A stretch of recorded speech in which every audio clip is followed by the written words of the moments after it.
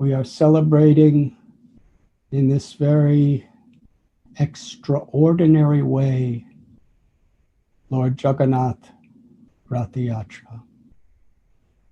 Ordinarily, on this day of Rath Yatra, devotees travel oftentimes from long distances and even all over America and other countries to come to celebrate. And thousands of people, thousands of devotees dancing, singing together, meeting one another, sometimes after a year or many years. So much beautiful kirtan, wonderful outreach activities, book distribution, cultural activities, and devotees interacting in so many intimate and wonderful and beautiful ways. So this is something that we look forward to throughout the year for Jagannath Rath Yatra. In fact, Srila Prabhupada, when he was just a little boy living in Calcutta, even at that time, he would, with the help of his mother and father, he would create a chariot for Lord Jagannath, Baladev, and Subhadra. And he would personally organize Rath Yatra, where he and his friends and the neighbors, they would sing, they would dance, chanting Krishna's holy names and pulling Jagannath's chariot through the little alleyways and lanes of Calcutta. Srila Prabhupada explained when he was young, sometimes he would go to the timetable of the trains and see what times the trains would leave from Calcutta to Purushottam Dham, Sri Jagannath Puri. It was a meditation. And when Srila Prabhupada came to the United States of America, by divine arrangement, Lord Jagannath, Baladev, and Subhadra appeared to him through the hands of his loving devotee Malati Devi. And then he had Shamsundar Prabhu carve a larger form of Jagannath. And in San Francisco, which Srila Prabhupada named New Jagannath Puri, there was the first Rath Yatra in the history of the world outside of India. Gradually, there were Rath Yatras in so many places in the world. In London, in Chicago, in Los Angeles. Gradually, practically every city of the world was having, major cities were having Rath Yatras. A great dream of Srila Prabhupada was that historical Rath Yatra in New York City. What it represented to him and what it represents to all of us. Because when Srila Prabhupada took that cargo ship Jaladuta across the oceans and across the continents, 38 days, he came to New York City. Because Srila Prabhupada considered that if he could share the great gift of pure devotional service as Lord Chaitanya taught it, the very essence of all religion, the very essence of Dharma, ecstatic love for Krishna. If he could make an impression in New York City, then that impression would spread throughout the world. That was his idea of coming to New York City.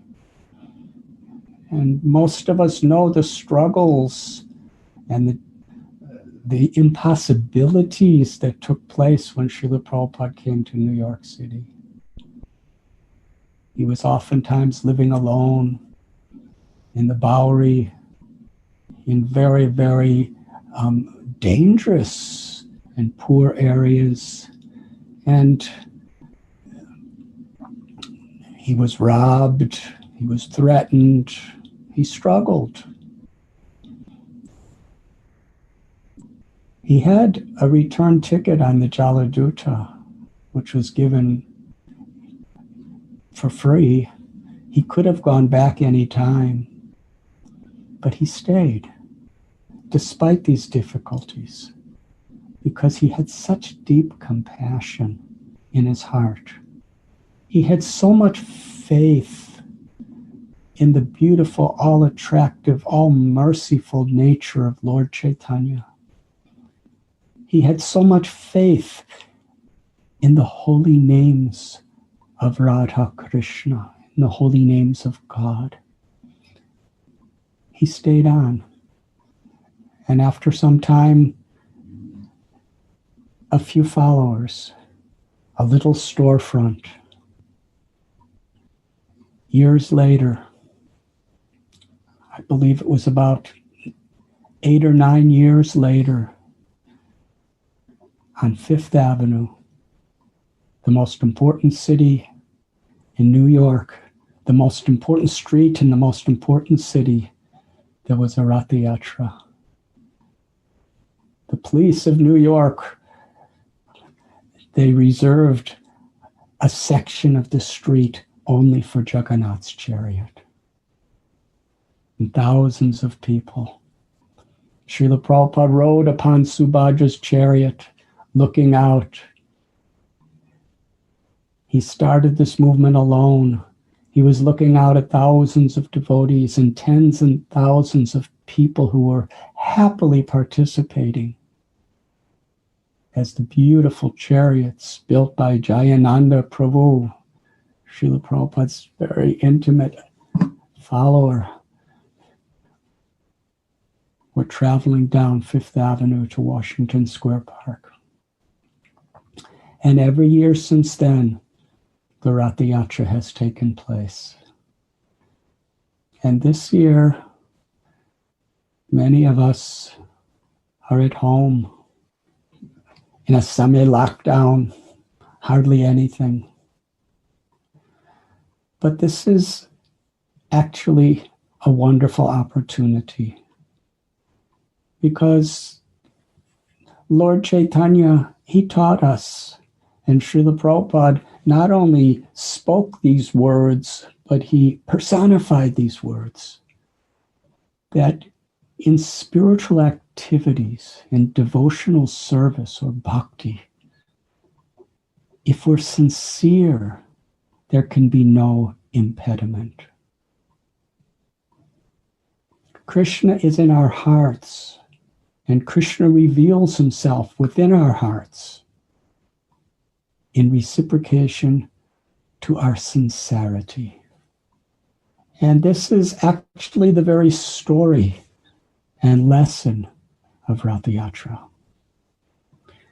The Rath Yatra encompasses a full spectrum of levels of spiritual realization. From the most basic principle, during the Rath Yatra, there's a Gyata Sukriti, where people from any walk of life, whatever they have done or not done, just by seeing the form of Jagannath, just by hearing the holy names that's come out into the streets, just by tasting of the prasad, just by appreciating, there's a special seed of devotion that starts to awaken in their heart. Devotees are gathered, sharing with one another the wonderful blessing of God coming in his personal, supreme form into the streets to reveal himself to everyone. And Lord Chaitanya Mahaprabhu, he taught us that the Rath Yatra also is the most intimate, the most esoteric, and highest ecstasy of spiritual love from the spiritual world in the internal heart of those who are truly entering into the pastime of Rath Yatra.